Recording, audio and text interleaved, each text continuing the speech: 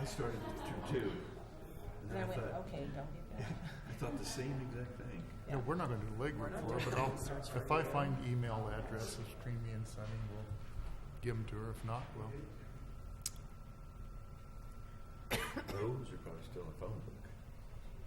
Probably look it up in his car. Well, I emailed Betsy out west, asked her who's out there. Let me know. I'll see if she responds to me. And as it was. Yeah. Good morning. Call this meeting to order. We have an invocation with Todd Luce from Grandview Christian Church, followed by the Pledge of Allegiance. If you all stand, thank you. Thank you. Will you bow with me, please? Gracious Lord, I come today and I ask a blessing upon this meeting and all the proceedings that will be going on. Lord, I pray that you'll give complete understanding to the council and help them make decisions that are best for our county and for the people that live here. Lord, we ask your blessing and give you the praise. In Jesus' name, amen. Amen. I pledge allegiance to the flag of the United States of America and to the republic for which it stands, one nation under God, indivisible, with liberty and justice for all.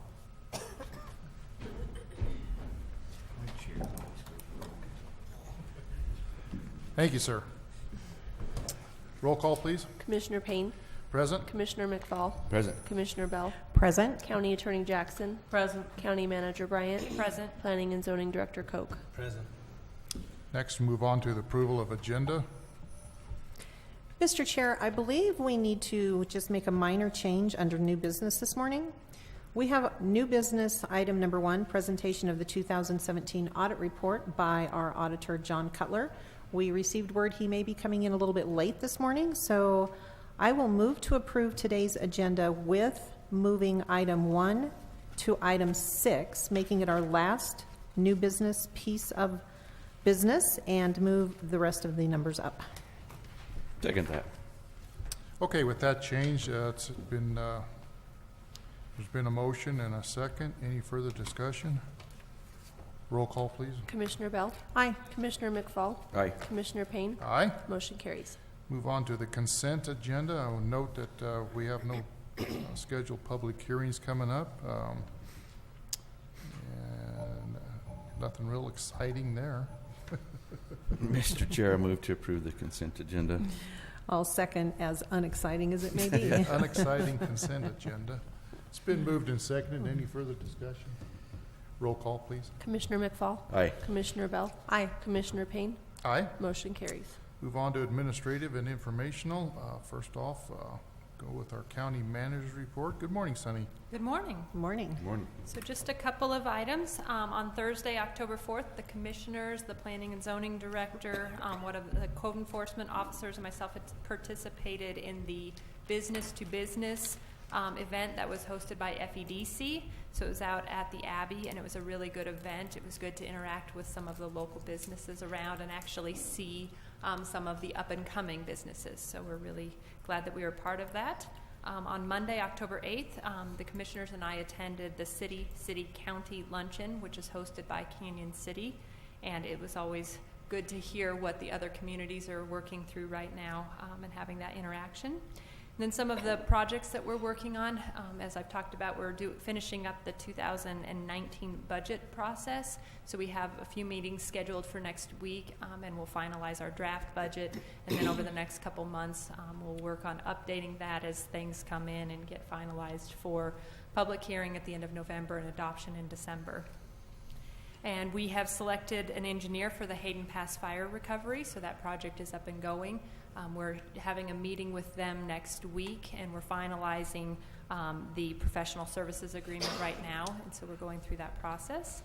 And then we're working on the EPA Brownfields grant, so I've sent out proposed memorandums of agreement to the 2 municipalities that will be participating, so Florence and Canyon City, and then as a group we'll finalize the project list and get going on assessing those projects. We have sent out an RFP for a financial auditor, and so we've been with the current auditor for 6 years now, so we're going through the process of doing the RFP to see what other entities might be interested and able to serve as the county auditor. And then the last item is The county has owned 3 parcels that are out by the airport. They're just to the west of the airport across Highway 67, which is right by the Van Diest building and the ICE facility. And we have posted those properties for sale, and so there's signs that have been put up. I'm putting together just a very quick little blurb, and we'll post that on the county Facebook page and the county website as well.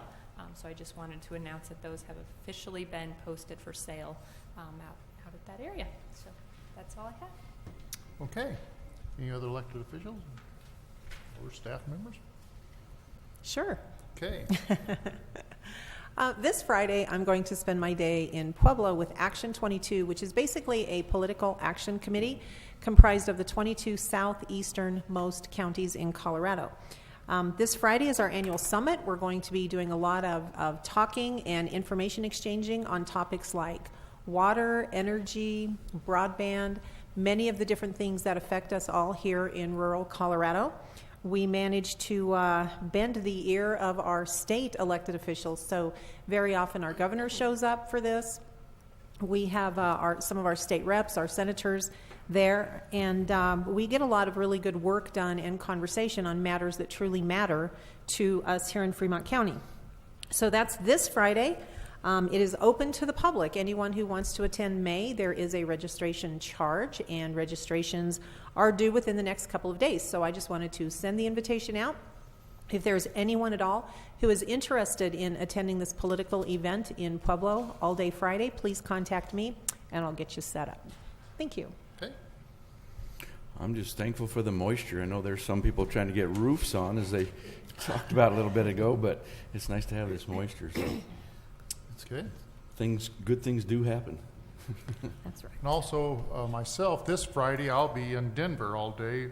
Colorado Counties Incorporated, CCI, is our legislative affairs group up there. I'll be attending a meeting on same thing that Commissioner Bell will be doing with Action 22. Basically, I'll be doing with CCI on legislative issues for next legislative session in 2019. We'll figure out which issues we want them to go after. So that's this Friday what I'll be doing. And then I just want to touch on the meeting we had yesterday with the City of Florence, City Canyon, and ourselves. City Canyon hosted it. I thought it was very good dialogue. We had probably half a dozen citizens there asking questions. We probably could have went all afternoon, but it was good to have the communication opened up with these other municipalities, and hopefully we can do it more in the future. So anyway, just want to mention that. Any other conversation? Okay, we'll move on to citizens who wish to address the commissioners on matters not scheduled on the agenda. I have one, George Story. Good morning, George. Morning. Good morning. Good morning, everybody. I hope everyone's doing good this morning. Good morning. Anyway, we have the midterm election coming up in less than a month, and I think we all need to educate ourselves on the different things that are coming up. It's an extremely important election, and I'm going to, of course, always I'm going to vote, and I'm going to vote with a pretty open wallet this time because the first responders have helped me. Also, the sanitation district has helped me out, so we all need to vote, and if we vote, we can moan and groan, but even if we moan and groan, we ought to say a few things positive and keep in a positive state of mind. Thanks for letting me speak, and have a good day. Thanks, George. We appreciate it. Anybody else have anything to add? Seeing none, we'll move on. There is no old business. Go on to new business, which would be now the new number 1 is number 2. Award bid for the Phantom Canyon Tunnel Repair Project. I believe, Sunny, you have some on this? Yes, so as you all have probably heard, we actually had an inspection of our bridges and tunnels last year, and that report came back with the first tunnel on Phantom Canyon Road as actually needing some repairs. So they had suggested that we do it within a year or as soon as possible thereafter. So the Department of Transportation had applied for a grant through the Department of Local Affairs, and they received a $100,000 grant. We put $100,000 out of that Department of Transportation budget towards the project, under the impression that it would be about a $200,000 budget. So we secured an engineer and went through the process and then solicited bids for the construction piece of that. And we received 3 bids. Those bids came back ranging from $221,000 to $406,000. And so with that, along with the engineer, we are about $50,000 over budget. The engineer was just over $25,000 on that. So we have started writing letters to some of the other areas and entities that are impacted by that road, just seeing if they would be willing to try to help with any financial assistance. But at this point, we are recommending approval of, or to award the bid to Geostabilization International, and that amount is $221,700. Like I said, we're working to try to secure additional funds, and if we can't get any additional funds, then we'll work to pull that out of. We received an additional payment through the Senate Bill 18-001, and those funds could be used for this type of project if we had to. Okay. Entertain a motion? Mr. Chair, I would move to award the bid for the Phantom Canyon Tunnel Repair Project to Geostabilization International in the amount of $221,700, with the note that if we do not fix this tunnel, there is a chance that Phantom Canyon Road could completely close down. We don't want to see that happen. We don't believe that anyone else wants to see that happen. So I think that this is a good use of taxpayer funds. Second. Okay, it's been moved and seconded. Any further discussion? I just want to say that the initial project was on the south end of this tunnel, and as they examined the rest of the tunnel, they decided that further to the north end that there needed to be some stabilization of the rock too. So that's why the cost was a little higher, I believe, on the bid. So we'll get it all done at one time rather than having to come back and do it at a later date. So it's a good thing that's going to happen there. That's right. Get it done right the first time. Okay. It's been moved and seconded. Any other further discussion? Roll call, please. Commissioner Bell? Aye. Commissioner McFall? Aye. Commissioner Payne? Aye. Motion carries. Okay. Move on to ratification of chairman's signature on a memorandum of understanding between Fremont County, Colorado and Colorado Legacy Land regarding the air quality assessment in the Lincoln Park area. This is the infamous smell that's been going on since early August. And we are partnering with Colorado Legacy Land and also with Quest Environmental, who is going to do the assessments out there. And so we're just working in tandem with them to try to find the source of this problem. And Colorado Department of Public Health and Environment has agreed that they'll also analyze the findings. So we'll have a lot of eyes on this, and so trying to get to the bottom of this thing. So I believe this is a win-win for all the folks out there in Lincoln Park. So anyway, that's a kind of a brief overview of what we're doing there. Mr. Chair, I move to approve ratification of chairman's signature on the memorandum of understanding between Fremont County, Colorado, and Colorado Legacy Land regarding the air quality assessment in Lincoln Park. Second. Okay, it's been moved and seconded. Any further discussion? Roll call, please. Commissioner McFall? Aye. Commissioner Bell? Aye. Commissioner Payne? Aye. Motion carries. Thank you. Move on to number 3. What resolution number do we have? 35. Thank you. And I believe Thank Dottie. Commissioner Bell has this one. Yes, so this is a conversation that started actually almost a year ago with Fremont Economic Development Corporation. There are projects that we talk about many times here in the rural part of Colorado for broadband to come and to kind of be updated and actually let people get on their phones, get on the internet, and have them work.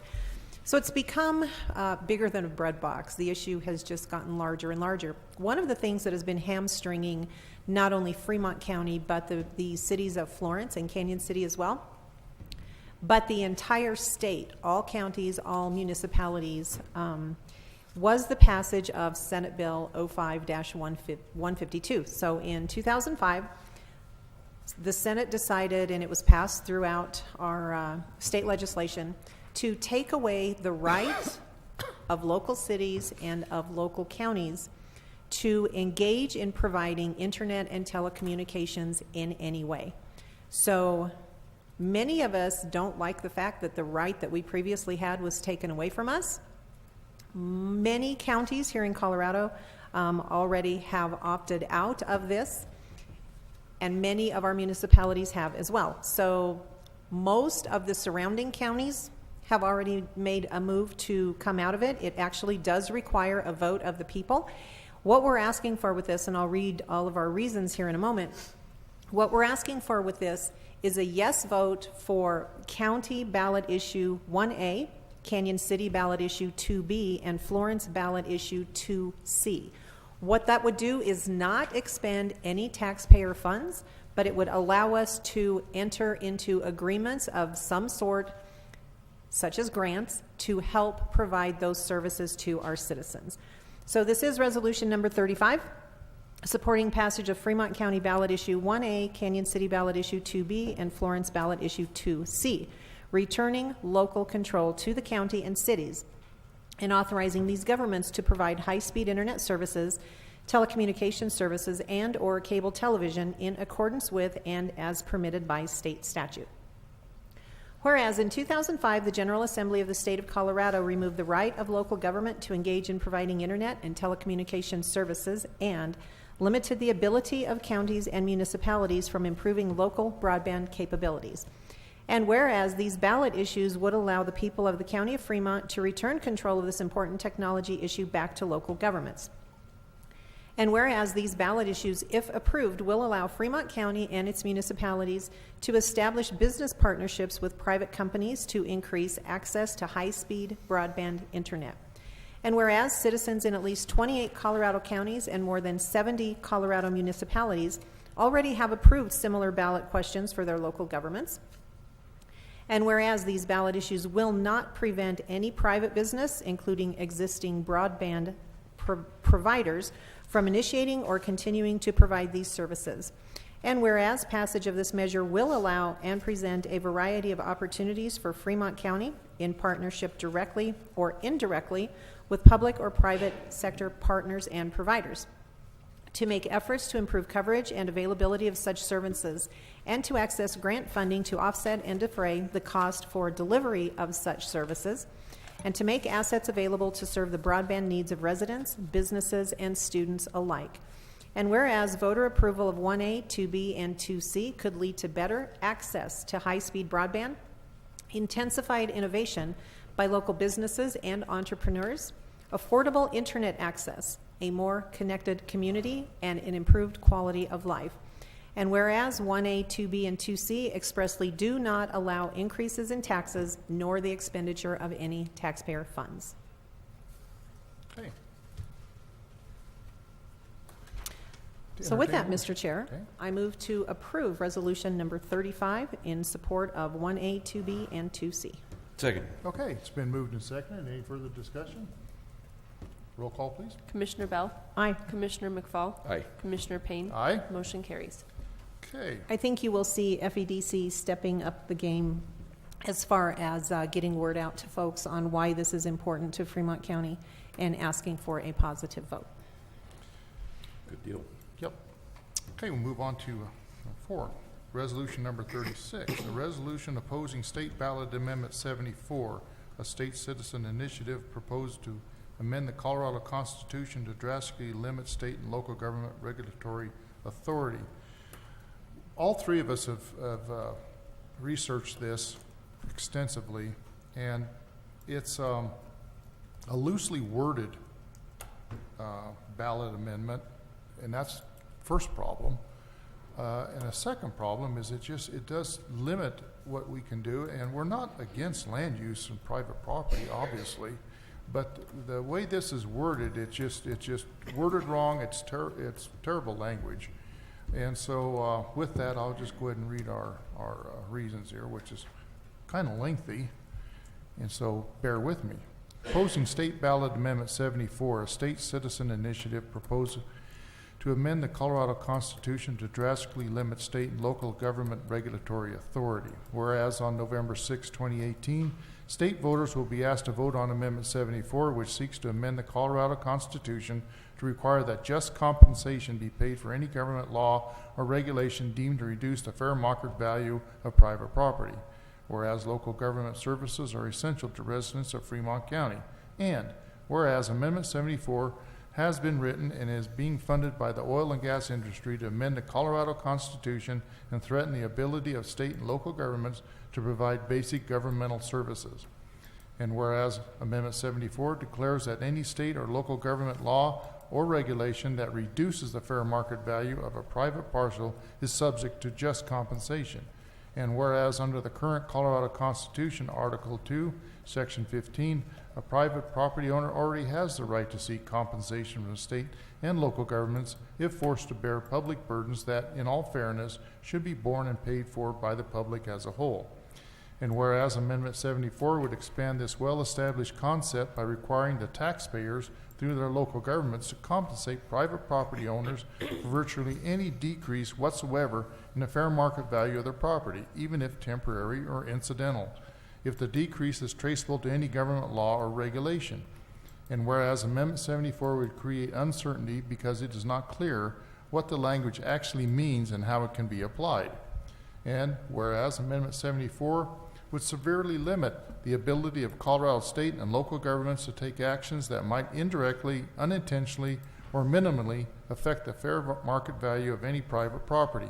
And whereas Amendment 74 would drastically diminish the ability of our state and local governments to adopt, let alone attempt to enforce, reasonable regulations, limitations, and restrictions upon private property. And whereas Amendment 74 would place laws, ordinances, and regulations designed to protect public health and safety, the environment, our natural resources, public infrastructure, and other public resources in jeopardy.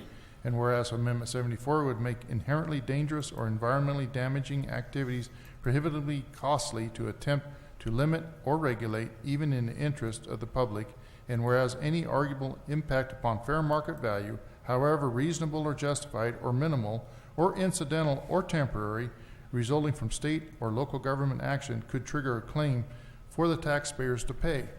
And whereas government would be vulnerable to lawsuits for almost every decision or regulate and not regulate, make regular government functions prohibitively expensive for the taxpayers. And whereas similar efforts have been attempted and defeated in other states, such as states of Washington and Oregon, whereas the physical impact for similar language in Washington was estimated at $2 billion for state agencies and $1.5 billion for local governments over 6 years. And whereas for $4 billion in claims filed against state and local governments in Oregon before the residents repealed the Takings Initiative 3 years after its passage. Now therefore be it resolved by the Board of County Commissioner of Fremont County. Okay, I'll just stop there before since we haven't That's even probably voted on it. enough. Yeah, it's probably enough. Okay. So with that, I will go ahead and make the motion that we approve resolution number 36, opposing state ballot amendment 74. Second. He beat me. It's been moved and seconded. Any further discussion? Roll call, please. Commissioner Payne. Aye. Commissioner McFall. Aye. Commissioner Bell. Aye. Motion carries. Okay. Move on to number 5. Resolution number 37. The one I'm about to read and the one that Commissioner Payne just read are kind of lengthy. However, they are very important, I think, to the citizens of Fremont County as a whole. As he said, we've done a lot of research on these. Pretty interesting to find out some of the facts about some of these, and I encourage everyone before you vote to do your research on every ballot issue that's out there, because there are some that are pretty important and can help or hinder counties and municipalities. This resolution number 37 is a resolution opposing State Proposition 112. That's a setback requirement for oil and gas development. Whereas the Board of County Commissioners of Fremont County, Colorado, pursuant to Colorado statute, is vested with the authority of administration, the affairs of Fremont County, Colorado. And whereas Colorado is a major energy producing state, ranked 5th in the nation for natural gas production and 7th in oil production, according to U.S. government data. And whereas Colorado is widely recognized as a national leader in developing health, safety, and environmental protections. And whereas oil and natural gas development is a critical sector of the Colorado economy, supporting jobs and supplying locally produced and affordable energy to households and businesses across Colorado. And whereas a study conducted by REMI Partnership, a coalition of state business groups, found that the setback initiative would eliminate over $26 billion annual in state gross domestic product, more than $1 billion in state and local tax revenue per year, and almost 150,000 Colorado jobs by 2030.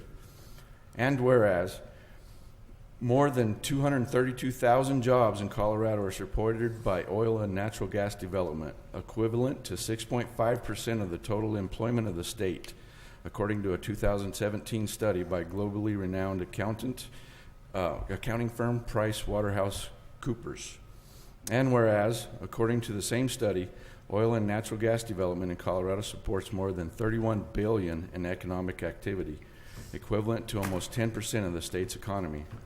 And whereas oil and natural gas development in Colorado generates almost $1.2 billion in tax revenue, according to a 2015 study by the University of Colorado Leeds School of Business. And whereas the oil and gas industry sent $615 million in severance tax to municipalities and counties for everything from new parks and recreational centers to funding public safety and local police and fire departments and road improvements. And whereas the loss of Colorado energy sector would devastate the state's economy, cripple the state and local budgets, and threaten the livelihood of hundreds and thousands of working families.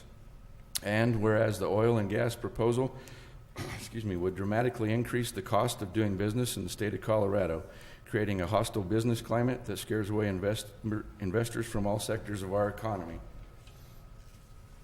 And whereas out-of-state environmental activist groups are leading the campaign to ban oil and natural gas development in Colorado, showing a total disregard for the devastating economy impacts they will leave behind if they succeed.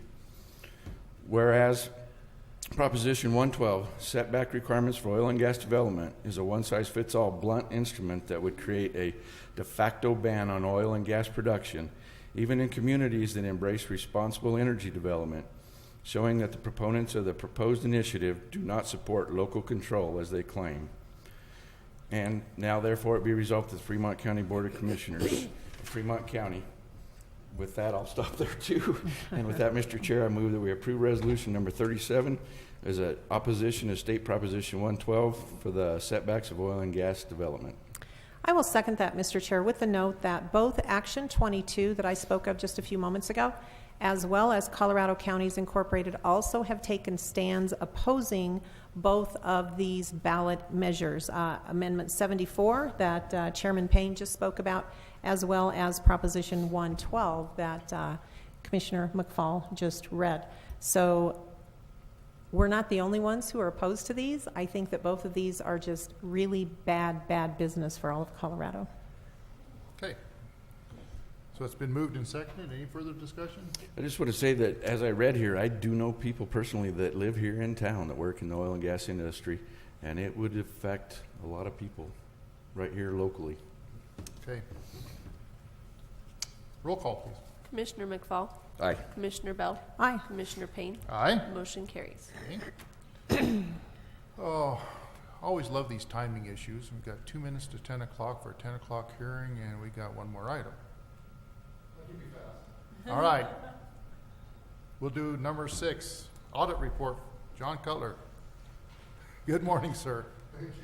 Good morning. Glad you made it. Good morning. That's why I don't drive downtown Denver very much to 7:30.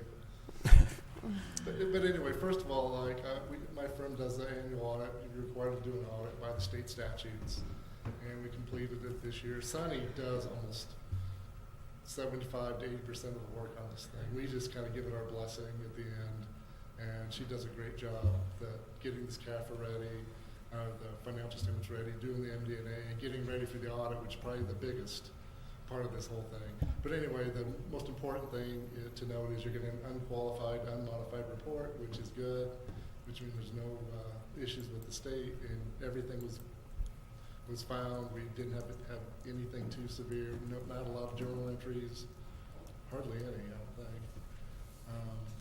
There are some issues which we're going to issue a separate letter. I sent it to Sunny yesterday, and we're going to kind of work on it and go back and forth before we issue it. But a lot of it relates to IT, I think. So with that, I'll let you ask any questions you might have. Any questions for I John? just have one real quick. So with those that you just talked about, the IT, is it software stuff? Some of it gets above my head pretty quickly, but I think it is software and security. And that was actually some of the things I was going to talk to you about, just for clarification on some of that, to make sure we're looking and addressing the correct issues, because Right. the letter was a little bit confusing. So I'll And follow we'll up have with to, you on we that. have a consultant we'll have to loop in to get that letter. We don't want you to read it until it makes sense to everybody. Because it gets, like, I'm an accountant, I'm just a CPA, I'm not an IT person. And she can get above my head on that stuff pretty quickly. So I just want to make sure all three parties are looped in, so when it gets issued, it says what it should say. Okay. All right.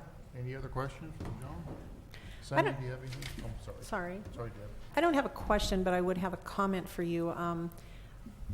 Our financial way of doing business has changed dramatically, I think, over the last year, in particular, over the last couple of years.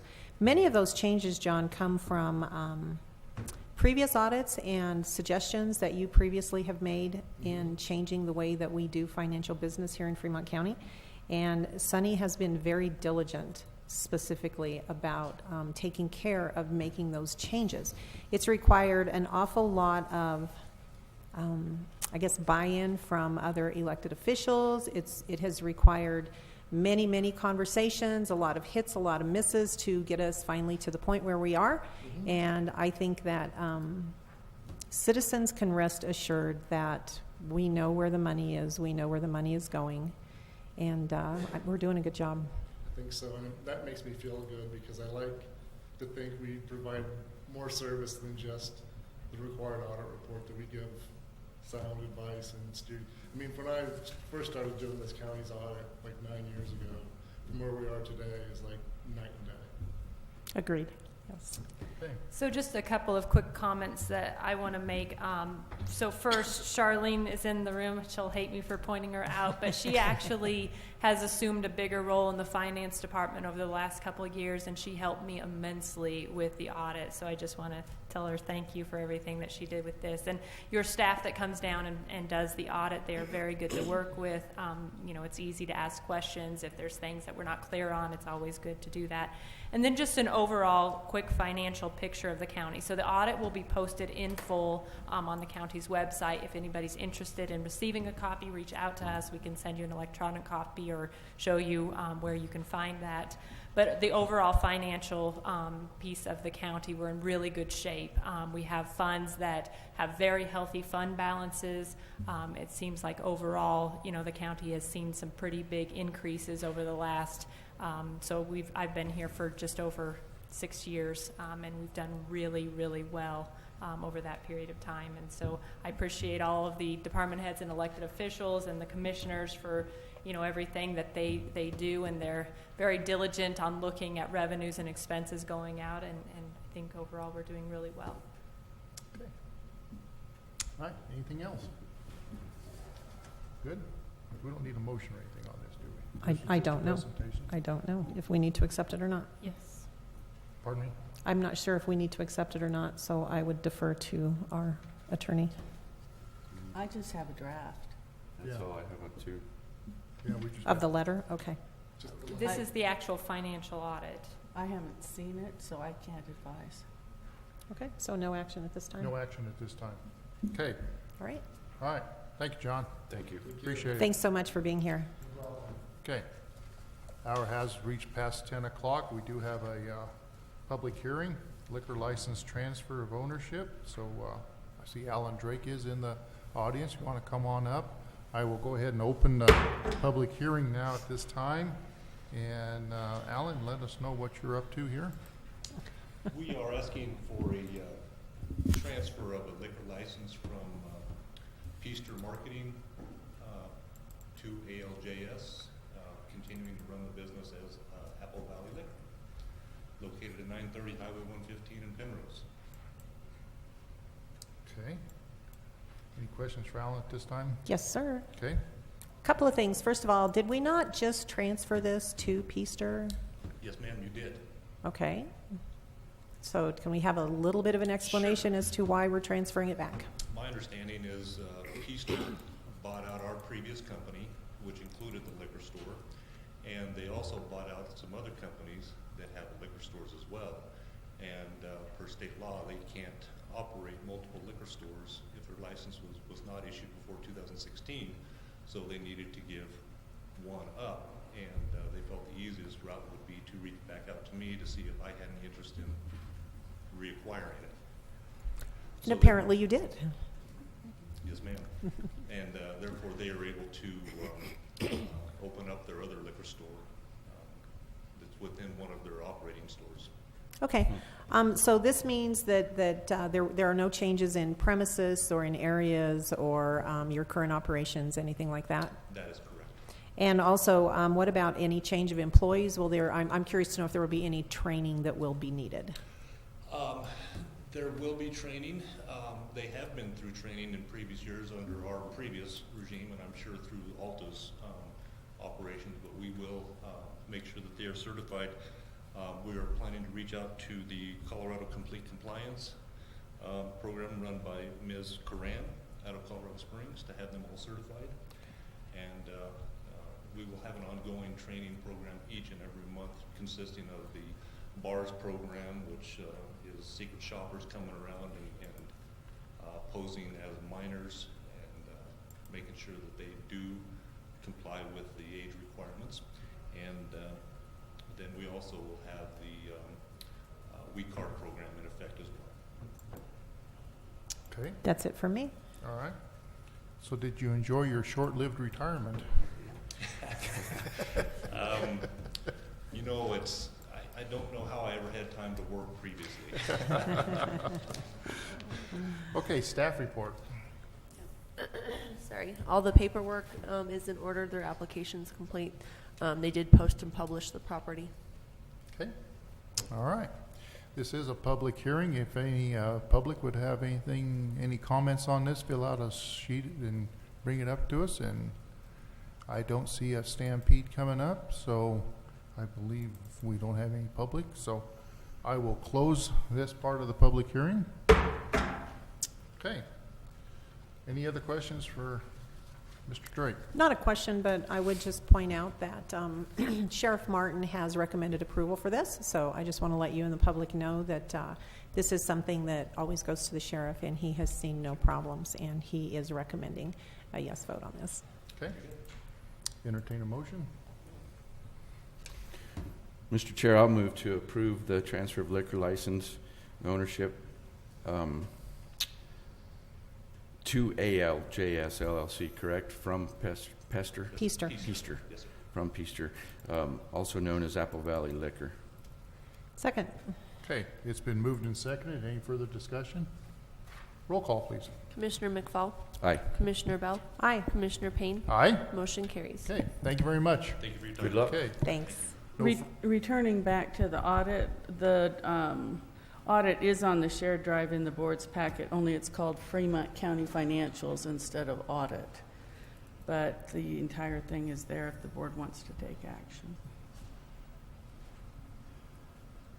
We probably should be using consistent terminology. I'll take action on this at probably the next meeting. There's no reason to postpone it from today. Pardon me? There's no reason to postpone it from today. It's been in your packets for a couple of weeks. Okay. Any other wishes on this? I have taken a look at the audit. I would be prepared with a motion Okay, go ahead. if you would like. All right, Mr. Chair, I move to accept the 2017 audit report presented this morning by John Cutler of Cutler and Associates. Second. Okay, it's been moved and seconded. Any further discussion? Roll call, please. Commissioner Bell? Aye. Commissioner McFall? Aye. Commissioner Payne? Aye. Motion carries. All right. With no further business coming before the board, we are adjourned.